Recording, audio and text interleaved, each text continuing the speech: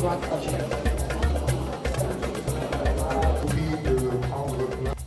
Nous avons choisi comme thème pour ces journées migration et société, en finir avec la dérive des continents.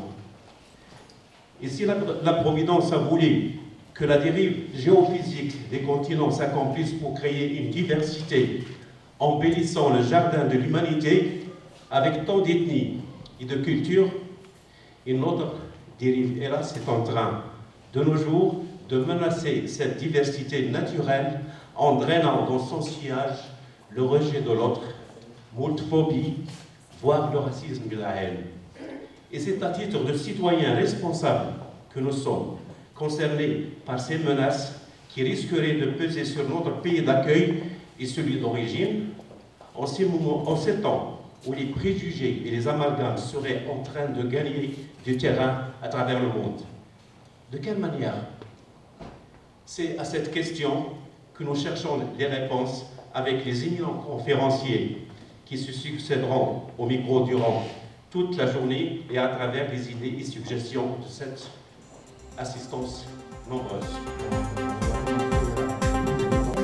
Ils peuvent partager avec les autres. Vous savez, on a un programme qui s'appelle le TELO, le programme d'enseignement des langues d'origine. On continue le programme. Merci Dallas pour cette présentation, mais tu as surtout oublié le titre le plus important, Amis de la communauté marocaine depuis déjà plus de 20 ans. Je pense que ça, c'est plus important. Moi, je vous dis, prenez votre place parce qu'elle vous appartient. Si vous ne la prenez pas, quelqu'un d'autre doit le faire à votre place.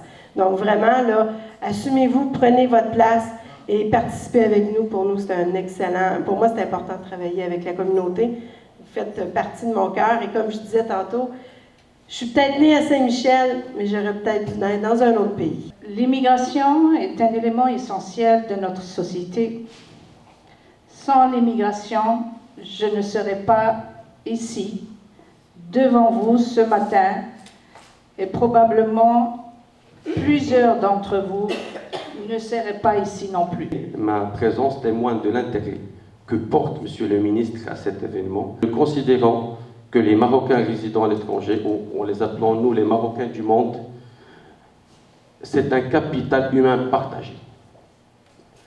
C'est un capital humain partagé par le pays d'origine et le pays de résidence. Effectivement, c'est une richesse pour le Canada et pour le Maroc également. Donc c'est pour cela qu'il faut travailler main dans la main, qu'il faut avoir une approche tripartite.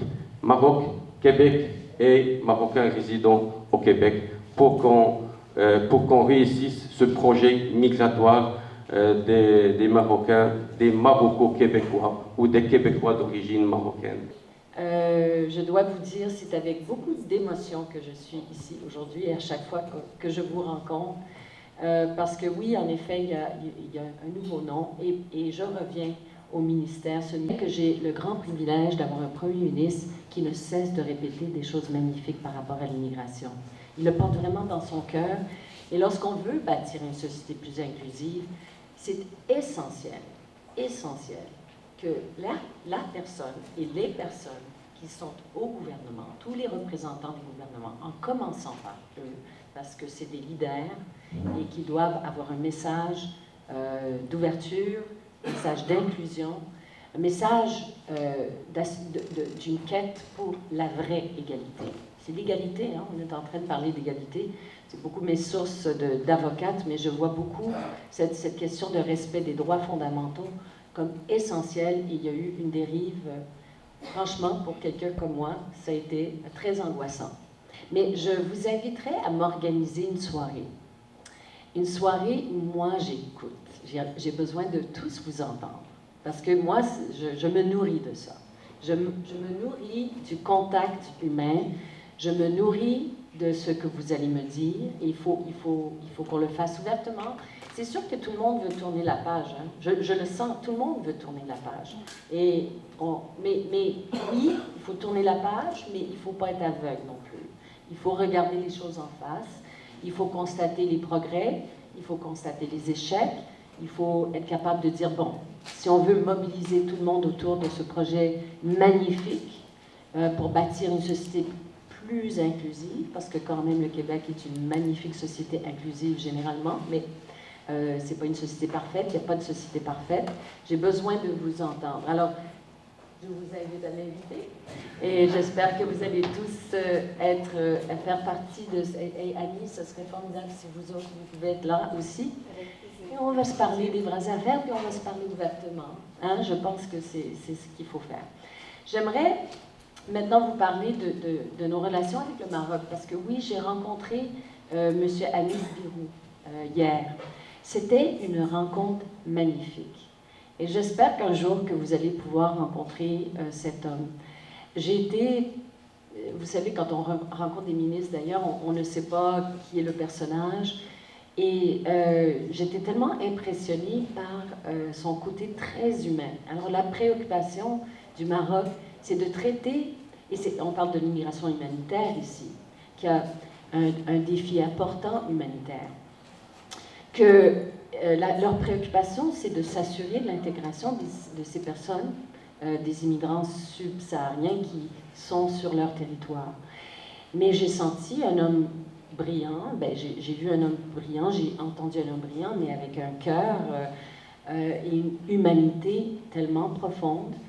Et on a beaucoup parlé des relations entre le Québec historique et le Maroc. Et il a mentionné justement l'importance d'une identité et d'une fierté partagée. On peut être marocain, algérien, ou tunisien ou autre, mais d'être d'une part fier de ses racines et d'autre part fier d'être québécois.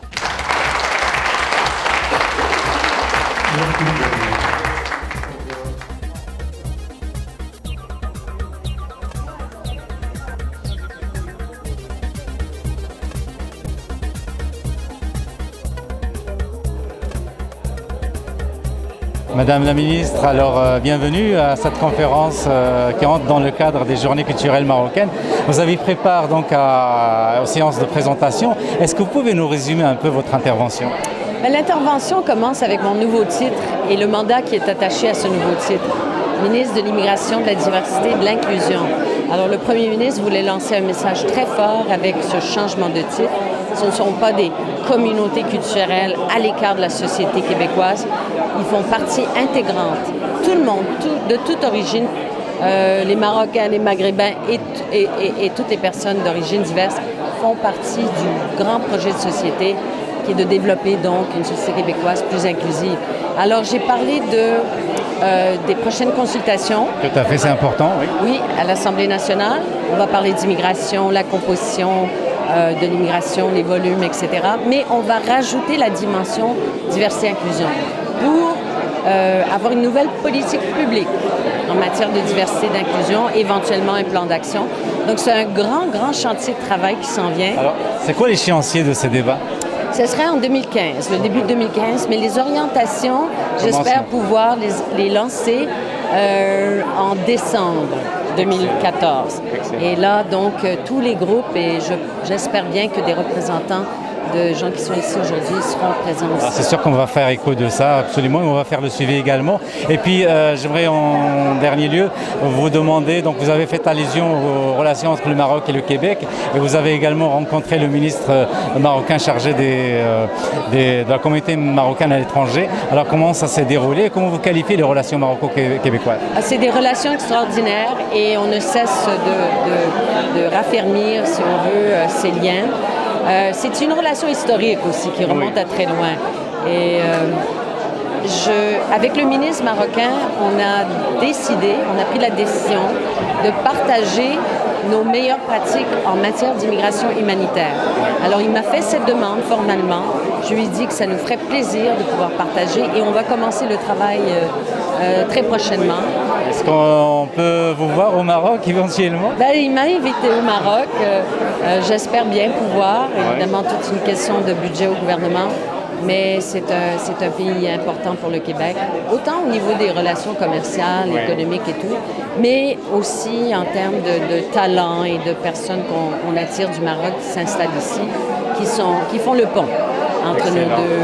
Oui, un petit mot, une phrase pour parler un peu, pour envoyer un petit coucou à la communauté marocaine ici à Montréal et au Canada en général. Ben, oui, c'est ça. La communauté marocaine, moi, ce que je trouve intéressant, c'est soyez fiers de vos racines, soyez fiers de votre identité marocaine. Je vais faire les paroles du ministre, les miennes, et soyez fiers d'être québécois, et on va s'assurer que vous ressentez cette fierté pour toujours. Pour nous, c'est très important. Et la communauté, pour moi, mais vous savez, je suis votre sœur, donc je me sens bien ici, et c'est important de la tenir dans Saint-Michel.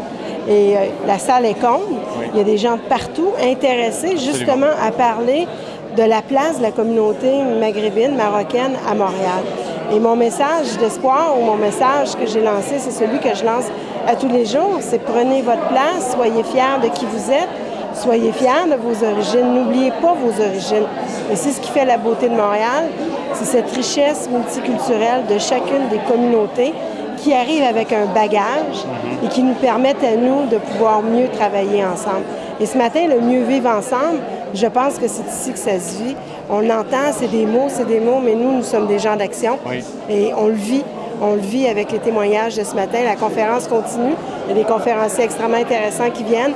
Mais le message d'espoir de la ministre lance quand même ce débat où elle a demandé d'avoir, elle vous a mandaté, la communauté, de faire une soirée où nous serons là pour vous écouter, écouter ce qui va pas, puis comment nous, les décideurs, on est capable de faire la différence. Et pour la faire, cette différence-là, c'est parce qu'on a besoin d'avoir votre input, on a besoin d'avoir votre bagage, et à partir de là, ensemble, on pourra faire ces changements. Excellent. Et puis, brièvement, vous avez aussi fait allusion à notre rêve à tous, le petit Maghreb. Alors, où ça en est, ce beau projet? Bien, ce matin, j'ai demandé aussi à la communauté de nous aider à donner un second souffle. Je sens qu'il y a comme un petit épuisement du secteur. Et c'est pour moi la réussite de ce qu'on peut appeler de l'intégration. Oui. Et là, je sens qu'on est un petit peu au ralenti. Oui, mais je pense que faire impliquer toute la communauté, ça, c'est une bonne idée, effectivement. C'est le projet de toute la communauté maghrébine. Et tous les yeux regardent, est-ce que ça va aller ou pas? Et je pense que c'est le plus bel exemple, la plus belle porte d'entrée qu'on peut donner en termes d'espoir, d'intégration, d'immigration, de gens qui ont choisi de s'établir ici. On est capable de dire oui, tout est possible. Donc, ce rêve-là est toujours là. Oui, lentement mais sûrement, on va dire. Lentement mais sûrement. On a quand même fait un bon bout de chemin depuis 10 ans, juste le fait de le faire reconnaître, le faire d'avoir des implications. Maintenant, on est rendu à une deuxième étape où on va aller plus loin. Et je sens que la communauté, elle est prête à s'impliquer et à prendre possession de ce secteur-là qui appartient à tout le monde. Comme je l'avais dit de façon très subtile lors de ma discours, je suis la preuve vivante d'une immigrante qui est passée par tout le processus-là, et puis je me sens très privilégiée pour avoir connu les deux revers de la médaille. Écoutez, c'est un sujet qui tombe à pile parce que ça fait des années et des années que la communauté cherche pour avoir un débat franc et savoir ce que les différents gouvernements pourraient faire pour l'intégration de ces immigrants-là à qui on promet beaucoup de choses, mais une fois sur terrain, ils sont déçus par, comme je l'appelais moi, le parcours du combattant. C'est pas évident et on le sait très bien que c'est par exemple, le travail qu'on arrive à insérer ces gens-là pour avoir un toit, éduquer ses enfants, puis chercher à contribuer au sein de la société qui l'a accueilli. Donc, pour moi, on tombe vraiment dans le cœur du problème de la société en général.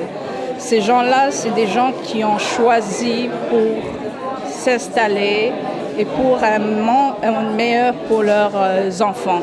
Donc, j'espère que les gouvernements aux différents niveaux vont s'intéresser à cette problématique-là et prendre au sérieux cette fois-ci et qu'il y ait du concret sur terrain. Et j'espère, comme on l'a entendu, la ministre de l'Immigration, Mme Kathleen Veil, elle voudrait avoir des consultations ouvertes et à cœur ouvert avec la communauté.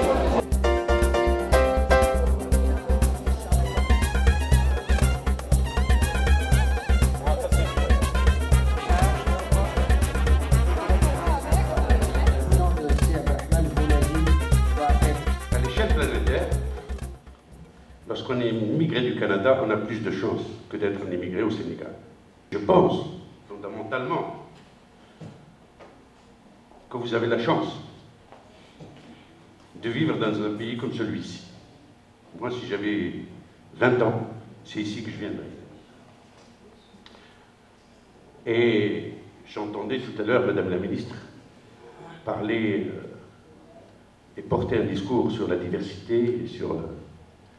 Je pense qu'aujourd'hui en Europe, il y a très peu de pays où un responsable politique peut porter un discours aussi généreux. Et je pense qu'une des singularités de l'immigré marocain, c'est qu'il a une attache très forte par rapport à son pays. On peut prendre deux preuves, s'il devait y avoir deux preuves, c'est le nombre de rentrées au Maroc tous les ans des immigrés qui ne sont pas de l'ordre de la visite, ils sont de l'ordre du pèlerinage.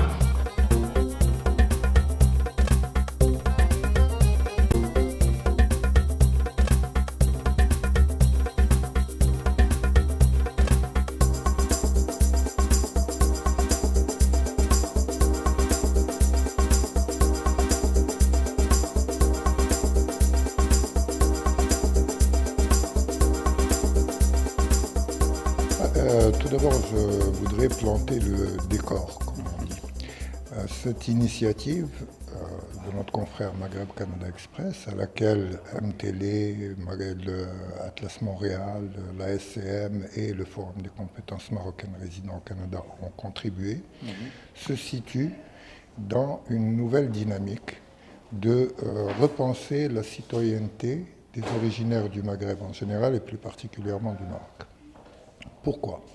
Parce que, vous le savez, au Québec, tous les 3-4 ans, on repense la politique migratoire au niveau du gouvernement du Québec.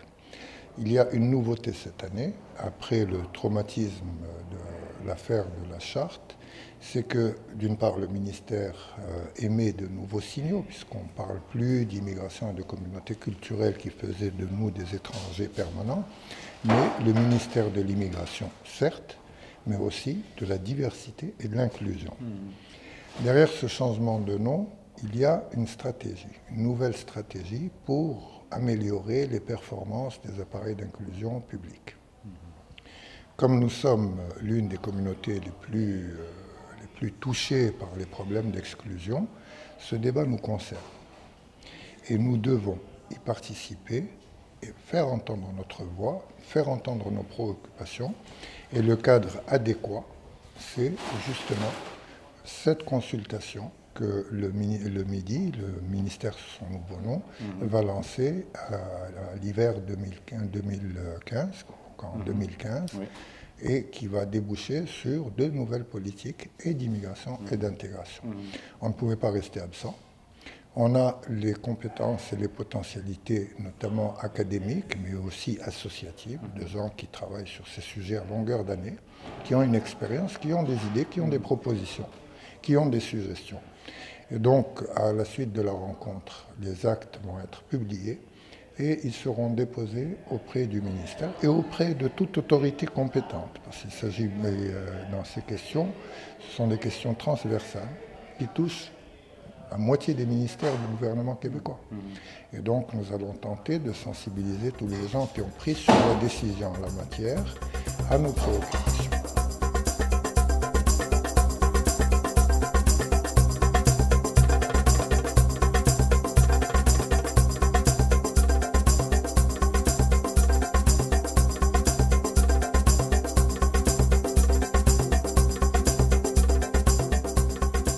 Malheureusement, de nombreux cas, l'espoir ne s'est pas réalisé, entre autres parce que les nouveaux arrivants laissés à eux-mêmes n'ont pas toujours pu disposer des outils qui leur auraient permis de surmonter les différences culturelles, sociales, climatiques.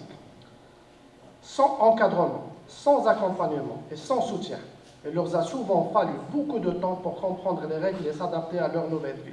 Ceci est particulièrement vrai dans le domaine de l'emploi, avec ses règles complexes en matière de reconnaissance des compétences et des acquis.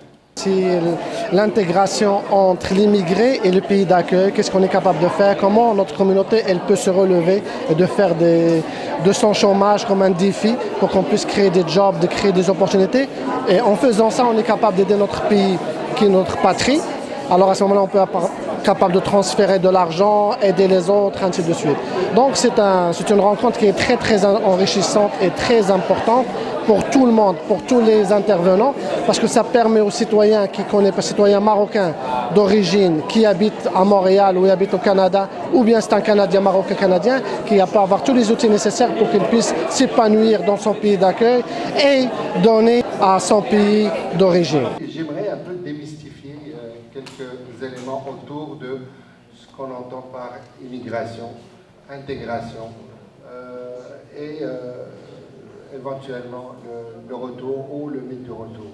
Moi, j'aimerais parler d'abord des défis de l'immigration, parce que l'immigration est un défi pluridimensionnel, un défi socio-économique quand on quitte son pays, et pour la majorité, un peu si on voit le profil des immigrants marocains ici au Canada, au Québec, c'est des travailleurs.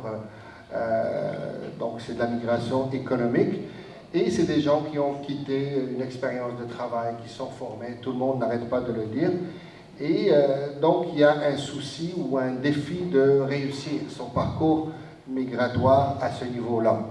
Par rapport à la famille aussi, qui pose des questions et qui met de la pression. Alors vous êtes maintenant au Canada, qu'est-ce que vous avez réussi à faire? C'est une question qui tue pour beaucoup de gens, vous êtes d'accord avec moi, et que les gens se sentent aussi dans des situations inconfortables la majorité du temps. Ça, c'est pour le socio-économique. Culturellement aussi, vivre la différence n'est pas une mince affaire. Oui, on arrive à un moment donné d'avoir le petit accent, puis de bien le manier, puis on se sent à l'aise et confortable à discuter avec des Québécois en bon français d'ici. Mais déceler les subtilités de la langue, les subtilités de la langue québécoise, et comprendre un peu ce qu'elle comporte comme charge, comme signification, est un enjeu primordial que je nous invite à faire l'effort nécessaire pour l'apprivoiser et pour le maîtriser, parce que c'est un atout considérable dans la compréhension et dans l'ouverture de l'autre. C'est un élément fondamental parce que ça permet de nous faire avancer dans nos démarches d'intégration à ce niveau-là. Mon intervention aujourd'hui va porter sur la gestion intégrée de la diversité ethnoculturelle au Canada et au Maroc. On va porter un regard croisé en matière de la gestion de la diversité en emploi au niveau de l'insertion professionnelle des personnes issues de l'immigration.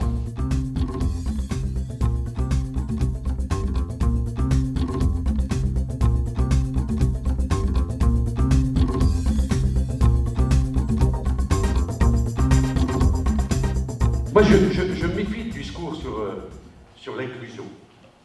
Je pense que c'est dû aux subtilités de la langue. Parce qu'il n'y a inclusion que lorsqu'il y a en face exclusion, nécessairement. Et qu'il y a quelque part une forme de culpabilité collective.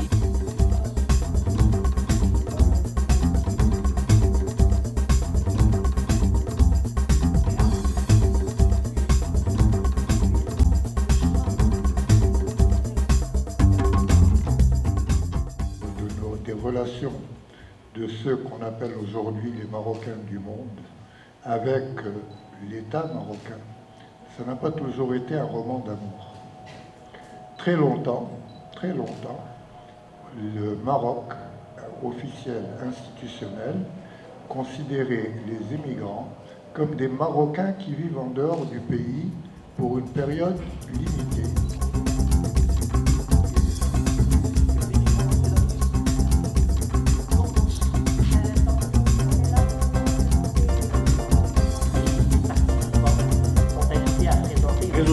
Il y a eu Skype, il y a eu Facebook, il y a eu donc il y a eu une mobilité aussi, une grande mobilité. On voit juste le nombre d'avions qui partent et qui reviennent, ce qui fait que le Marocain ne veut plus être identifié dans des limites géographiques, mais il a développé une conception extraterritoriale de l'identitaire. Donc il se veut être marocain, mais il veut être québécois, canadien, et sans se sentir ni traître à un ou l'autre, ni déloyal.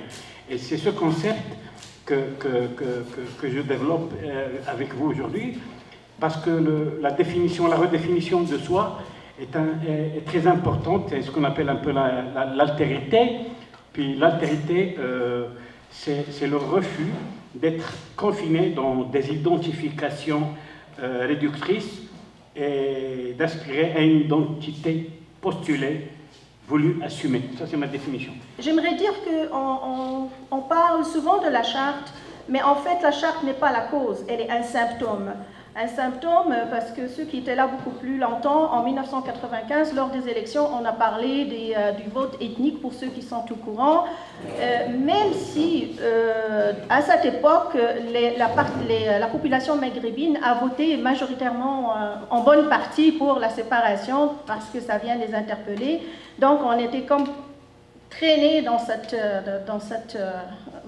ce référendum. Le 11 septembre n'a rien aidé. La commission Bouchard-Teller 2007, ça a été l'enfer.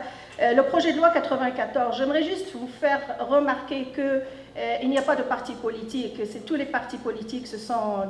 Dans cette histoire, si on parle de 1995 à 2013 où il y avait la charte, il y a les deux partis politiques principaux et ils sont allés de leur petit grain de sel, disons, par rapport aux immigrants.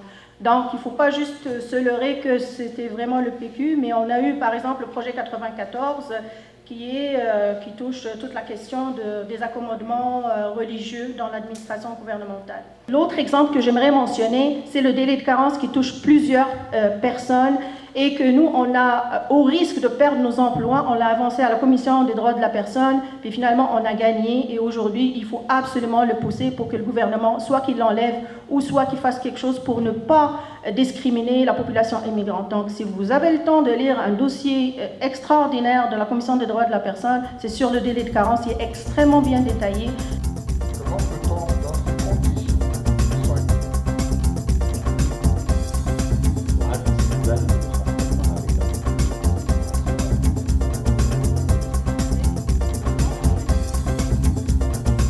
D'abord, est-ce que vous êtes satisfait du déroulement de cette journée? Et puis, quel constat vous faites de votre côté? Absolument, je suis vraiment très content et ce succès-là ne revient pas juste à ma petite personne, mais il revient à cette nouvelle dynamique qui a été créée entre Maghreb Canada Express et entre nos confrères, en l'occurrence Atlas Media et MTLA. Ce fut vraiment une garantie de ce succès-là. Ajouté à cela, un élément qui est aussi important, sinon le plus, c'est la présence de la ministre Madame Kathleen Veil, ministre de l'immigration, de la diversité et de l'inclusion, qui a donné vraiment un sel, qui a apporté vraiment un must à cette journée-là et qui nous a permis de percevoir ce message d'espoir qui est transmis par ce nouveau gouvernement. Je profite de cette occasion-là pour remercier toutes les personnes qui se sont déplacées ce samedi-là, qui ont laissé le soleil dehors pour venir assister au débat, mais ils ne l'ont pas regretté. Vraiment, le panel était à la hauteur et les gens, ils étaient merveilleux. Alors, je les invite, Inch'Allah, à la prochaine édition, encore en étroit partenariat avec nos confrères médias de Montréal.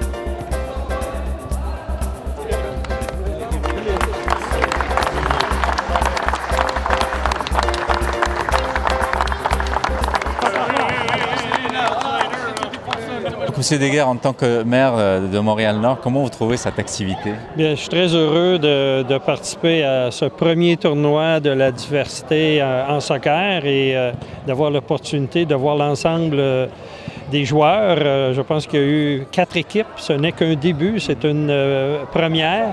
Et je pense que c'est de bel augure pour l'année prochaine. Je vous souligne que l'an prochain, 2015, centenaire de Montréal-Nord. Donc, ce serait peut-être une autre belle page à écrire, d'avoir ce tournoi qui viendrait, comment je pourrais dire, qui viendrait améliorer le climat. On a un beau climat à Montréal-Nord. Les gens sont présents, mais d'avoir une participation des jeunes, des filles et des gens de la communauté maghrébine, tout à fait extraordinaire. Donc, félicitations à tous et chacun. On est très heureux d'y participer encore une fois. Monsieur Hakam Hamidouche, vous êtes le principal commanditaire de ces journées culturelles marocaines.